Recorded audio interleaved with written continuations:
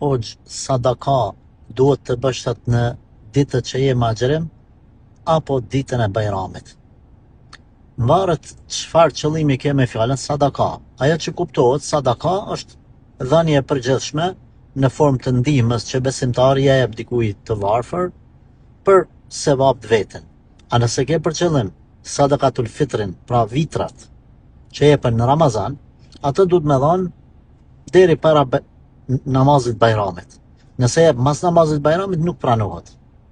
Pra, nëse ke për qëllim sadakan që i bashkangjitet Ramazanit, që ne e quajmë sadakatul fitri apo vitrat, duhesh me dhënë 2-3 ditë para bajramit deri në namaz bajramit, jo mas namazit bajramit. Nëse ke sadakan e përgjithshme, pa kurfar sebepi, shkaku, thjesht nga dëshira, jepe kur dush, në Ramazan, për bajram, mas Ramazanit, kur të ke dëshirë.